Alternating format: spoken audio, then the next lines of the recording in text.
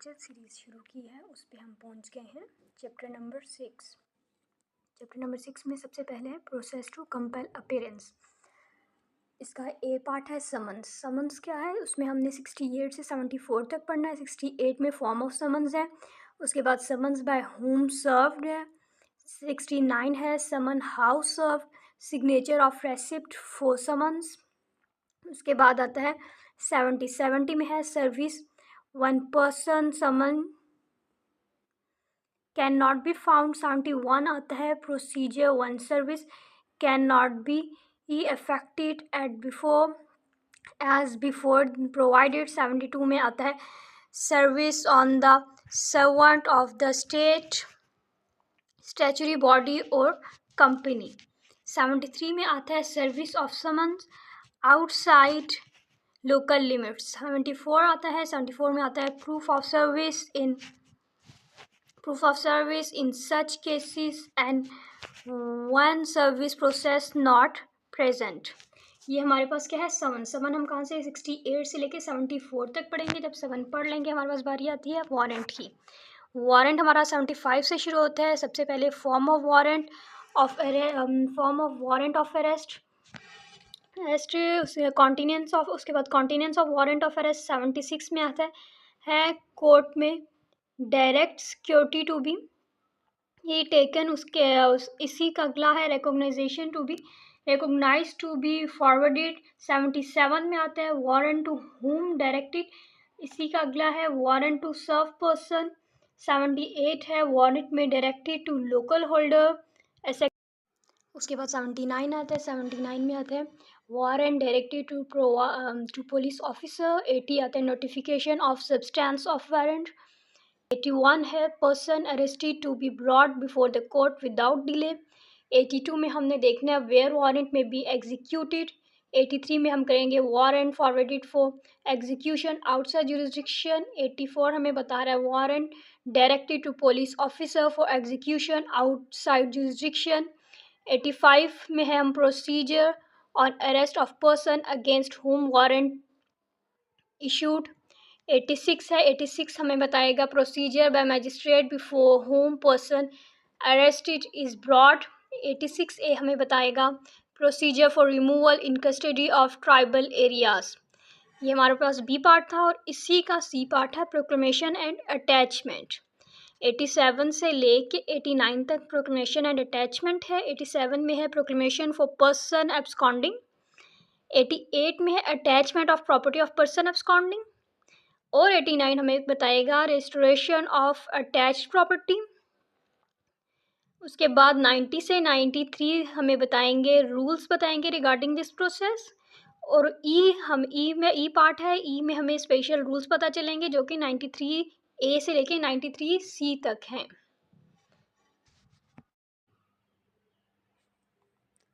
जी chapter 6 में हम क्या देख रहे हैं, प्रोक्लेमेशन टू कंपेल अपीयरेंसेस। 68 इसका सेक्शन 68 में लिखा है फॉर्म ऑफ समन। समन का एक स्टैंडर्ड फॉर्म होता है जो कोर्ट इशू करती है। इसमें एक्यूज का नाम, एड्रेस और अपीयरेंस की डेट होती है। ठीक हो गया। समन में सारी इंफॉर्मेशन क्लियर और स्पेसिफिक होती है। क्लियर। अब हम इसका क्रिटिकल एनालिसिस देखें तो समन क्या है, समन लीगल प्रोसेस को स्ट्रीमलाइन करता है और इंश्योर करता है कि एक्यूज को फेयर ट्रायल मिले। अगर समन सही तरह से सर्व ना हो तो केस में डिले हो सकता है। केस हमारे पास है स्टेट वर्सेस अब्दुल रहमान। क्या है ये, समन का सही तरीके से सर्व होना ज़रूरी है वरना प्रोसीडिंग वाइटेट हो सकती है। 69 हम सेक्शन देखते हैं। सेक्शन 69 है समन बाय होम सर्व। समन कोर्ट का ऑफिसर या अथोराइज पर्सन सर्व करता है। कोर्ट ऑफिसर या कोई अथोराइज पर्सन जैसा पुलिस वाला सर्व करता है तो इंश्योर अथॉरिटी और लीगल कंप्लायंस। ठीक है, किसको करता है, टू इंश्योर अथॉरिटी और लीगल कंप्लायंस। क्रिटिकल एनालिसिस हम इसका देखें तो इस सेक्शन का पर्पस है कि समन्स के सर्विस प्रोसेस को क्लियर और अकाउंटेबल बनाना। केस हमारे पास है मोहम्मद इकबाल वर्सेस स्टेट। ये क्या है, ये है कि अथोराइज पर्सन से ही समन सर्व को वैलिड मानेगा। उसके बाद सेक्शन 70 देख रहे हैं। सेक्शन 70 पे लिखा है service when person summon can not be found. ठीक है, section 70 service when summon person can not be found. अगर समन सर्व करने वाला पर्सन अक्यूज्ड को नहीं ढूंढ पाता तो नोटिस डोर या विजिबल जगह पर लगाना होता है। क्या होता है, समन का एम है एक्यूज को इन्फॉर्म करना, अगर वो नहीं मिलता नोटिस लगा के इन्फॉर्म किया जाता है। क्रिटिकल एनालिसिस देखें तो ये प्रोविजन कोर्ट की फ्लेक्सिबिलिटी देता है ताकि प्रोसीडिंग में रुकावट ना आए। केस हमारे पास है Nasir Khan versus state. Door पर नोटिस लगाने से सर्विस वैलिड मानी गई। ठीक है, उसके बाद 71 देख रहे हैं, procedure when service can not be affected as before provided. ठीक है, इसमें क्या है, अगर एक्यूज नहीं मिलता और नोटिस लगाना भी फेल हो जाए। ठीक है, अगर एक्यूज नहीं मिला और नोटिस भी लगाया और वो फेल हो गया तो कोर्ट दूसरा मेथड अडॉप्ट कर सकती है, जैसे कि प्रोक्लेमेशन। अब हम बताते हैं ये एक्यूज को इन्फॉर्म करने का अल्टरनेटिव मेथड को अलाउ करता है। इसका क्रिटिकल एनालिसिस अगर आप देखें इस सेक्शन से इंश्योर होता है, क्या इंश्योर हो रहा है, इस सेक्शन से इंश्योर हो रहा है कि एक्यूज को इन्फॉर्म करने के हर पॉसिबल एफर्ट की गई या की जाए। ठीक है, उसके बाद केस लॉ हमारे पास क्या है, रहमत अली वर्सेस स्टेट। इसमें क्या है, इसमें यह हुआ कि अल्टरनेटिव सर्विस मेथड को कोर्ट वैलिड मानती है अगर ट्रेडिशनल मेथड फेल हो जाए। ठीक है, उसके बाद हमारे पास 72 आ रहा है। सेक्शन 72 में हमारे पास है service on servant of state और कंपनी। इसमें क्या है, अगर एक्यूज स्टेट सर्वेंट या कंपनी का एम्प्लॉय है तो सर्विस उसका सुपीरियर या कंपनी के हेड ऑफिस में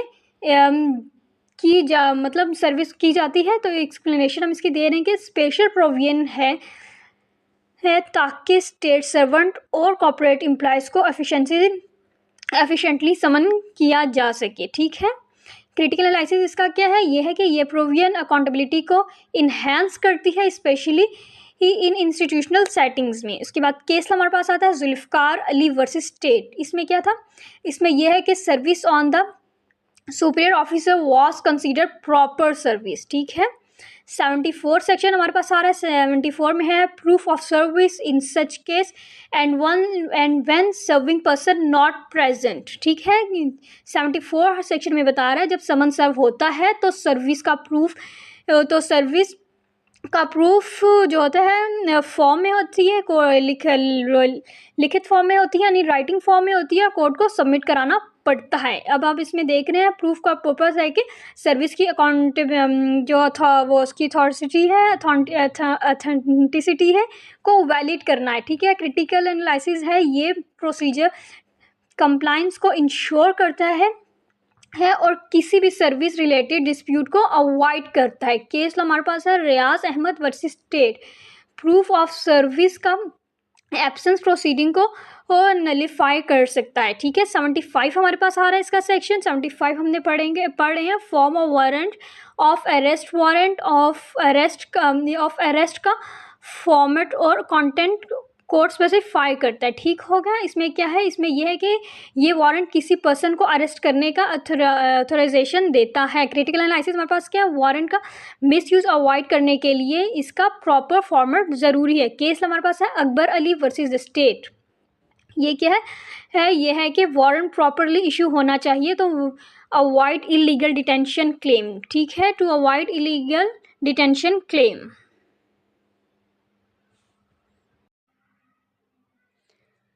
अब हम इसका पार्ट बी देख रहे हैं। Part B section 6 part B, इसका नाम है warrant of arrest. Part B chapter 6 warrant of arrest. 75 इसका सेक्शन है पहला। सेक्शन 75 में है form of warrant of arrest. इसका मतलब इसमें क्या है, इसमें है कि वारंट ऑफ अरेस्ट का एक स्पेसिफिक फॉर्म होता है जो कोर्ट से इश्यू होता है। ठीक, इसमें एक्यूज का नाम, एड्रेस और अरेस्ट की अथॉरिटी स्पेसिफाई की जाती है। एक सेक्शन का पर्पस क्या होता है, सेक्शन का पर्पस है कि वारंट में सारी डिटेल्स मेंशन हो ताकि अरेस्ट लीगल और प्रोसीजर कंप्लायंस के साथ हो। ठीक हो गया, अगर वारंट में कोई ज़रूरी इन्फॉर्मेशन मिसिंग हो तो ये अरेस्ट का प्रोसेस इलीगल बना सकता है। केस हमारे पास आता है स्टेट वर्सेस असलम। इसमें हमने क्या देखा, इसमें हमने देखा कि कोर्ट ने कहा कि वारंट में प्रॉपर डिटेल का होना ज़रूरी है ताकि अरेस्ट वैलिड हो। अगला सेक्शन हमारे पास आता है 76। इसमें क्या लिखा है? इसमें लिखा है कोर्ट में direct security to be taken. अगर कोर्ट अगर चाहे तो वारंट के साथ सिक्योरिटी का भी ऑर्डर दे सकती है, जो कि उसकी अटेंडेंस को इंश्योर करेगा। ठीक हो गया। उसके बाद हम क्या देखते हैं? सिक्योरिटी के अब मकसद है कि एक्यूज कोर्ट के सामने हाजिर हो और बिना किसी थ्रेट के कोर्ट की प्रोसीडिंग चलती रहे। ठीक हो गया। उसमें क्या है? ये है कि ये प्रोविजन एक्यूज को बेल लेने के मौके भी देती है अगर वो इस सिक्योरिटी का फर्निश कर सकता है। ठीक। उसके बाद केस हमारे पास आता है Naeem versus state. Security furnish ना करने पर एक्यूज को कस्टडी में रखने का ऑर्डर दिया गया। उसके बाद हमारे पास सेक्शन 77 आ रहा है। सेक्शन 77 है वारंट टू होम डायरेक्टेड। ये क्या है? वारंट ऑफ अरेस्ट किसी स्पेसिफिक पर्सन जैसा पुलिस ऑफिसर को डायरेक्ट किया जाता है जो इसके एग्जीक्यूशन करेगा। ठीक है। इसमें क्या है? ये सेक्शन इंश्योर करता है कि वारंट अथोराइज पर्सन को दिया जाए और इसका प्रॉपरली एग्जीक्यूट किया जाए इसको। ठीक है। इसमें हमने क्या देखा? इस प्रोविजन से अकाउंटेबिलिटी जो है वो बढ़ती है और मिसयूज से भी बच सकते हैं। ठीक है। इससे बचने या मिसयूज से बचने की मदद मिलती है। केस हमारे पास है Abbas Ali versus the state. Warrant को सिर्फ ऑथोराइज पर्सन से एग्जीक्यूट करना ज़रूरी है। हमारे पास सेक्शन नंबर 78 आ रहा है। 78 पे लिखा है warrant to serve persons. Warrant एक से ज़्यादा पर्सन को भी इशू किया जाता है अगर ज़रूरत हो तो। ठीक। इसमें क्या है? इसका पर्पस है कि अगर कोई एक पर्सन वारंट एग्जीक्यूट ना कर सके तो दूसरा ऑथोराइज पर्सन भी एग्जीक्यूट कर सकता है। ठीक हो गया। मतलब एक नहीं कर सके तो और भी कर सकें। इसके बाद क्रिटिकल एनालिसिस क्या है? हमें ये है कि ये प्रोविजन स्पेशली हेल्पफुल है जब एक्यूज स्पेशली ही जो है एसेसिबल ना हो और अरेस्ट में रेजिस्टेंस हो सकता हो। ठीक है। केस हमारे पास आता है रहीम बख्श वर्सेस स्टेट। इसमें क्या है? इसमें हमें पता चला कि मल्टीपल ऑफिसर्स को ऑथोराइज किया गया कि वारंट का एग्जीक्यूशन के लिए। हमारे पास अब आता है सेक्शन 79। सेक्शन 79 में है warrant directed to land holders etcetera. ये क्या है? कोर्ट लैंड होल्डर और विलेज रेजिडेंट्स। कोर्ट क्या है? कोर्ट लैंड होल्डर और विलेज रेजिडेंट्स को भी डायरेक्ट कर सकती है कि वो वारंट के एग्जीक्यूशन में मदद दें। ठीक है। ये क्या है? ये प्रोविजन रूरल एरियाज़ में एग्जीक्यूशन को फैसिलिटेट करता है जहां लॉ इन्फोर्समेंट रिसोर्सेज लिमिटेड हो सकती हैं। ठीक है। इसके बाद हम क्या देखते हैं? ये क्लॉज रूरल एरियाज़ में लॉ इन्फोर्समेंट को सपोर्ट देता है लेकिन मिसयूज़ का भी डर रहता है। हमारे पास केस लॉ है अहमद अली वर्सेस स्टेट। इसमें क्या है? इसमें है कि कोर्ट ने कहा कि लैंड होल्डर को इन्वॉल्वमेंट तब अलाउड है जब लॉ इन्फोर्समेंट के पास रिसोर्सेज लिमिटेड हो। हमारे पास अब सेक्शन 80 आता है। 80 में लिखा हुआ है वारंट में भी डायरेक्टेड टू पुलिस ऑफिसर। ये क्या है? वारंट किसी भी पुलिस ऑफिसर को डायरेक्ट किया जा सकता है ताकि वो एक्यूज्ड को अरेस्ट करे। अब हम इसको देखते हैं। इसमें क्या है? इसमें है पुलिस को वारंट दिया जाता है ताकि वो एक्यूज की अरेस्ट में लीगल बैकिंग और ऑथराइजेशन के साथ काम कर सके। अब हम क्या देख रहे हैं? इसमें हम देख रहे हैं कि इस सेक्शन का पर्पस है कि एक्यूज की अरेस्ट को इफेक्टिवली और लॉफुल एग्जीक्यूट करना। उसके बाद हमारे पास केस लॉ हमारे पास कौन सा आ रहा है? Sadiq Ali versus the state. ये क्या है? ये है कि वारंट पुलिस ऑफिसर को और डायरेक्ट करना ज़रूरी है ताकि अरेस्ट लॉफुल हो सके। अब हमारे पास अगला सेक्शन है 81 में लिखा हुआ है notification of substance of warrant. Warrant serve करते वक्त एक्यूज को उसका सब्सटेंस नोटिफाई करना होता है। अब हम क्या देख रहे हैं? ये सेक्शन है ये एक्यूज के राइट को प्रोटेक्ट करता है और इंश्योर करता है कि वो अपने अरेस्ट के रीज़न जानता है। इसमें क्या है? ये नोटिफिकेशन एक्यूज को फेयर ट्रायल का प्रिंसिपल के साथ अवेयर करता है उसके ऊपर क्या चार्ज है। हमारे पास इसका केस लॉ आ रहा है Ishfaq Ahmad versus state. Court ने कहा कि वारंट के सब्सटेंस नोटिफाई ना करने पर अरेस्ट इलीगल हो सकती है। अब हमारे पास सेक्शन 82 आ रहा है। इसमें क्या लिखा हुआ है? इसमें लिखा हुआ है person arrest to be brought before the court without delay. जिस पर्सन को अरेस्ट किया जाए उसको बिना डिले कोर्ट में प्रेजेंट किया जाना चाहिए। ये क्या है? ये सेक्शन हेबियस कॉर्पस का प्रिंसिपल को रीइंफोर्स करता है ताकि एक्यूज की लाइबिलिटी ही डिले के बिना रिस्टोर हो सके। ठीक है, क्रिटिकल एनालिसिस इसमें क्या है, इस प्रोविजन का पर्पस है कि डिटेंशन रॉन्गफुल और प्रोलॉन्ग ना हो। केस लो हमारे पास आता है जमील वर्सेस स्टेट। ये इसमें क्या हुआ, इसमें ये हुआ कि एक्यूज को बिना डिले के कोर्ट में पेश ना करने पर अनलॉफुल डिटेंशन का इशू राइज हुआ। हमारे पास 83 सेक्शन आ रहा है, इसमें क्या लिखा हुआ, where warrant may be executed. 83 में हमें बता रहे हैं वारंट को कोर्ट के ज्यूरिसडिक्शन के अंदर कहीं भी एग्जीक्यूट किया जा सकता है। ये क्या है, ये सेक्शन ज्यूरिसडिक्शनल लिमिट स्पेसिफाई करता है ताकि वारंट एग्जीक्यूशन के प्रोसेस में क्लैरिटी हो। ठीक है, उसके बाद ये क्या है, ये ज्यूरिसडिक्शन क्लैरिटी वारंट एग्जीक्यूशन में डिले और कॉन्फ्लिक्ट्स को अवॉइड करती है। केस हमारे पास आ रहा है इकबाल वर्सेस स्टेट। इसमें क्या हुआ, इसमें वारंट को सिर्फ ज्यूरिसडिक्शन के अंदर ही एग्जीक्यूट किया जा सकता है। 84 में हमें बता रहे हैं warrant forwarded for execution outside jurisdiction. ये क्या है, ये है कि इसमें 84 सेक्शन 84 में बताया कि अगर वारंट का एग्जीक्यूशन कोर्ट के ज्यूरिसडिक्शन के बाहर हो तो वारंट के वहाँ फॉरवर्ड किया जा सकता है। इसमें हमने क्या देखा, ये प्रोविजन अलाउ करता है कि वारंट को और दूसरे एरियाज़ में एग्जीक्यूट किया जा सकता है legal authorisation, with legal authorisation. ठीक है, ये क्या इंटर ज्यूरिसडिक्शनल कॉपरेशन के लिए ये क्लॉज हेल्पफुल है। हमारे पास केस लॉ आ रहा है इसमें Rashid versus state. Warrant jurisdiction के बाहर फॉरवर्ड करने के प्रोसीजर का कंप्लाइंस ज़रूरी है। अब हमारे पास सेक्शन 85 आ रहा है, procedure of arrest of person against हुम वारंट इशू। इसमें क्या है, अगर किसी पर्सन को के अगेंस्ट वारंट इशू हो और उसको अरेस्ट किया जाए तो कोर्ट में प्रोसेस फॉलो करना होता है। ये क्या है, अरेस्ट के बाद प्रोसीजर कंप्लाइंस ज़रूरी है ताकि लीगल इंटीग्रिटी मेंटेन रहे। इसका हम क्या देख रहे हैं, इस प्रोविजन से एक्यूज के राइट्स और कोर्ट प्रोसीडिंग की सेफगार्ड दी जाती है। केस हमारे पास आ रहा है हाशिम वर्सेस स्टेट। इसमें क्या है, कोर्ट ने कहा कि अरेस्ट के बाद इमीडिएट कोर्ट में पेश करना ज़रूरी है। अब हमारे पास सेक्शन नंबर 86 आ रहा है। 86 में लिखा हुआ है procedure bye magistrate before home person arrested is brought. इसमें क्या है, जिस मैजिस्ट्रेट के सामने अरेस्ट के बाद पर्सन को पेश किया जाए वो प्रोसीजर फॉलो करेगा।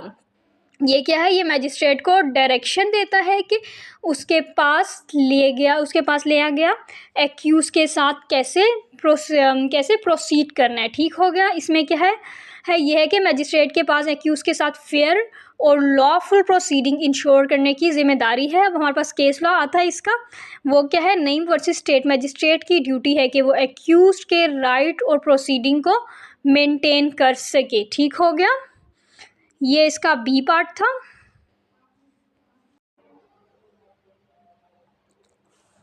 अब हम सी देख रहे हैं। सी में है प्रोक्लेमेशन एंड अटैचमेंट। 87 है इसका पहला। 87 में लिखा हुआ है proclamation for the person absconding. ये क्या है, अगर कोई एक्यूज कोर्ट के सामने हाजिर नहीं होता और एब्सकॉन्डिंग है तो कोर्ट उसके अगेंस्ट प्रोक्लेमेशन इशू कर सकती है। ये क्या है, इस सेक्शन का मकसद है कि कोर्ट को ये अथॉरिटी मिली है कि वो एक्यूज को बुला सकती है। कोर्ट के से छुप रहा है, जो कोर्ट से छुप रहा है कोर्ट उसे बुला सकती है। ठीक है, उसके बाद ये क्या सेक्शन, पहले हम दोबारा देखते हैं। इस सेक्शन का मकसद है कि कोर्ट को ये अथॉरिटी मिली कि वो एक्यूज को बुला सकती है जो कोर्ट से छुप रहा है। ठीक हो गया, ये अथॉरिटी है कोर्ट की। उसके बाद हम क्या देख रहे हैं, इस प्रोविजन जो है इंश्योर करता है कि एक्यूज को फेयर ट्रायल की अपॉर्चुनिटी मिले, लेकिन अगर वो अपीयर नहीं होता तो कोर्ट के पास एक्शन लेने की पावर है। ठीक हो गया, ये क्या है, ये प्रोविजन इंश्योर करती है कि एक्यूज को फेयर ट्रायल की अपॉर्चुनिटी मिले, लेकिन अगर वो अपीयर नहीं होता तो कोर्ट के पास एक्शन लेने की पावर है। उसके बाद केस हमारे पास आता है स्टेट वर्सेस अब्दुल मालिक। ये क्या है, ये प्रोक्लेमेशन के ज़रिए एक्यूज को बुलाकर उसके एब्सेंस में प्रोसीडिंग चलाने का फ़ैसला दिया है। ठीक है, इसमें अब्दुल मलिक वाले में, स्टेट वर्सेस अब्दुल मलिक में ये हुआ है, क्या हुआ, प्रोक्लेमेशन के ज़रिए एक्यूज को बुलाकर उसके एब्सेंस में प्रोसीडिंग चलाने का फ़ैसला दिया गया। ठीक है, अब हमारे पास सेक्शन 88 आ रहा है। 88 में हमारे पास है attachment of property. Of person absconding. ठीक हो गया। यह क्या हो रहा है इसमें, ये हो रहा है कि अगर एक्यूज एब्सकॉन्डिंग है तो कोर्ट उसकी प्रॉपर्टी अटैच करने का ऑर्डर दे सकती है। ये क्या हो गया 88 में, तो अगर कोई शख्स कोई एक्यूज एब्सकॉन्डिंग है तो क्या हो सकता है, तो कोर्ट उसकी प्रॉपर्टी अटैच करने का ऑर्डर दे सकती है। ये क्या करे सेक्शन, ये सेक्शन कोर्ट को पावर देता है कि वो एब्सकॉन्डिंग एक्यूज की प्रॉपर्टी को अटैच करे जो उसके कोर्ट में ना आने की वजह से किया जाता है। ठीक हो गया। उसके बाद क्या है, इस प्रोविजन का एम है कि एक्यूज को कोर्ट के सामने आने पर मजबूर करना। अगर वो अपीयर नहीं होता तो उसकी प्रॉपर्टी को कॉन्फिस्केट कर दिया जाएगा। ठीक होगा। उसके बाद हमारे पास केस ला रहा है अहमद वर्सेस स्टेट। इसमें क्या हुआ, ये बात है कि एब्सकॉन्डिंग एक्यूज की प्रॉपर्टी अटैच करने का ऑर्डर दिया गया क्योंकि वो कॉन्टिन्यूस नॉन अपीयरेंस में था। उसके बाद हमारे पास 89 आ गया। 89 हमारे पास है रेस्टोरेशन ऑफ अटैचमेंट प्रॉपर्टी। ये क्या है, अगर एक्यूज कोर्ट के सामने अपीयर हो जाता है तो अटैच प्रॉपर्टी उसको वापस की जा सकती है। ठीक, ये सेक्शन इंश्योर करता है कि एक्यूज को एक इन्हांस मिले कि वो कोर्ट के सामने अपीयर हो और अपनी प्रॉपर्टी वापस ले ले। ये क्या है, इस प्रोविजन से एक्यूज को इंसेंटिव मिलता है कि वो कोर्ट के सामने आए और अपनी प्रॉपर्टी रिक्लेम कर ले। ठीक है, ये क्या है, ये इंसेंटिव है। इस प्रोविजन से एक्यूज को इंसेंटिव मिलता है। क्या मिल रहा है इसे, कोर्ट एक्यूज को इंसेंटिव मिल रहा है। क्या क्यों मिल रहा है, कि वो कोर्ट के सामने आए और अपनी प्रॉपर्टी रिक्लेम कर लिया। अब हमारे पास केस ला रहा है नासिर वर्सेस द स्टेट। ये क्या है, एक्यूज के कोर्ट में अपीयर होने के बाद उसकी प्रॉपर्टी रिस्टोर करने का ऑर्डर दिया गया। ठीक हो गया। ये हमारे पास इसका पार्ट सी था। अब हम इसका इसी चैप्टर 6 का पार्ट डी देखेंगे अभी। अब हम देखेंगे इसका पार्ट डी। पार्ट डी में क्या है, पार्ट डी हमारे पास other rules regarding processes. Section 90 से शुरू होता है। सेक्शन 90 है issue of warrant in lieu of और इन एडिशन टू समन। ये क्या है, कोर्ट अगर समझे तो वारंट को समन्स के अल्टरनेटिव यूज़ कर सकती है। ठीक हो गया। ये क्या है, इसका मकसद है कि कोर्ट के पास फ्लेक्सिबिलिटी हो कि वो समन्स के साथ वारंट भी इशू कर सकते, स्पेशली जब एक्यूज के रिस्पॉन्स डाउटफुल हो। ठीक हो गया। समन के साथ वारंट इशू करने से कोर्ट को इंश्योर करना कि एक और तरीका मिलता है कि एक्यूज प्रोसीडिंग में शामिल है। हमारे पास केस ला आता है इसमें, रियाज वर्सेस स्टेट। ये क्या है, बताता है कि कोर्ट ने समन्स के साथ वारंट इशू करने का ऑर्डर दिया जब एक्यूज के प्रेजेंट होने का कॉन्फिडेंस नहीं था। ठीक हो गया। हमारे पास 91 आ रहा है, सेक्शन नंबर 91 में लिखा हुआ है power to take bond before appearance. इस पे क्या लिखा हुआ है, इस पे लिखा हुआ है कि कोर्ट एक्यूज से अपीयरेंस के लिए बॉन्ड लेने की पावर रखता है। क्या है, 91 है, power to take bond for appearance. ठीक है, कोर्ट एक्यूज से अपीयरेंस के लिए बॉन्ड लेने की पावर रखता है। ये क्या होता है, ये होता है कि एक्यूज को इंश्योर करना होता है कि वो प्रोसीडिंग्स में अपीयर होगा और अगर वो नहीं होता तो बॉन्ड फॉरफिट किए जाते सकते हैं। ठीक हो गया। इसमें क्या है, इस प्रोविजन से एक्यूज की अटेंडेंस इंश्योर होती है और कोर्ट प्रोसीडिंग स्मूथ होती है। हमारे पास केस लॉ आ रहा है जमील वर्सेस स्टेट। ये क्या कह रहा है, इसमें हमें पता चला कि कोर्ट ने, इसमें क्या हुआ, इसमें यह हुआ कि कोर्ट ने एक्यूज से बाउंड फर्निश करने का ऑर्डर दिया ताकि उसकी अटेंडेंस कंफर्म हो। अब हमारे पास सेक्शन 92 आ रहा है। 92 पे लिखा है arrest on breach of bond for appearance. इसमें क्या होता है, इसमें यह होता है कि अगर एक्यूज बॉन्ड की टर्म्स को वायलेट करता है तो कोर्ट उसको अरेस्ट करने का ऑर्डर दे सकती है। ये क्या है, ये सेक्शन एक्यूज को अकाउंटेबल बनाता है अगर वो अपने बॉन्ड का कंप्लायंस नहीं करता। ठीक है, क्या होता है, ये सेक्शन क्या करता है, ये सेक्शन एक्यूज को अकाउंटेबल बनाता है। कब बनाता है, क्यों बनाता है, इसलिए बनाता है अगर वो अपने बॉन्ड का कंप्लायंस नहीं करता। हम क्या देख रहे हैं, इस प्रोविजन से कोर्ट को पावर मिलती है कि वो एक्यूज की नॉन कंप्लायंस पर स्ट्रिक्ट एक्शन ले। हमारे पास केस ला रहा है असलम वर्सेस स्टेट। क्या है ये, एक्यूज की नॉन अपीयरेंस पर बॉन्ड की फॉरफिट करने और उसको अरेस्ट करने का ऑर्डर दिया गया। अब हमारे पास 93 आ रहा है सेक्शन नंबर, ये क्या है, provisions of this chapter generally applicable to summons and warrant of arrest. इस चैप्टर के प्रोविजन जनरली समन और वारंट ऑफ अरेस्ट दोनों पर अप्लाई होते हैं। ये क्या है, ये सेक्शन इंश्योर करता है कि प्रोसीडिंग हर टाइप की प्रोसेस के लिए यूनिफॉर्म और कंसिस्टेंट होना। ठीक हो गया। इसमें क्या है, इस प्रोविजन से लीगल प्रोसेस की यूनिफॉर्मिटी और सिंप्लिसिटी इंश्योर होती है। हमारे पास केस ला रहा है राशिद वर्सेस स्टेट। ये क्या हो रहा है, समन और वारंट्स के लिए यूनिफॉर्म रूल्स का अप्लाई करना ज़रूरी है ताकि लीगल सर्टेनिटी बनी रहे। ठीक, अब हमारे पास इसी चैप्टर का ई पार्ट है, वो भी रूल्स है, वो स्पेशल रूल्स रिगार्डिंग प्रोसेस है। 93A से 93C तक है हमारे पास। 93A हमारे पास आ रहा है sending of summon for service outside Pakistan. ठीक है, 93A sending of summon for service outside of Pakistan. ये क्या है, समन को पाकिस्तान के बाहर भी सर्विस के लिए भेजा जा सकता है। ठीक हो गया। ये क्या है, ये प्रोविजन इंटरनेशनल जुरिडिक्शन में भी कोर्ट को अपना प्रोसेस इन्फोर्स करने की पावर देता है। ठीक है, इसका हाँ मजबूर बेनिफिट है। ठीक है, ये क्या है, इसका जो मेजर बेनिफिट है वो क्या है, वो ये है कि एक्यूज को इसकी भी जुरिडिक्शन में कोर्ट प्रोसीडिंग में लाया जा सके। ठीक है, इसमें ये क्या है, ये प्रोविजन इंटरनेशनल जुरिडिक्शन में भी कोर्ट को अपना प्रोसेस इन्फोर्स करने की पावर देता है। और इसका जो बेनिफिट है, मेजर बेनिफिट है, वो ये है कि कोर्ट को किसी भी जुरिडिक्शन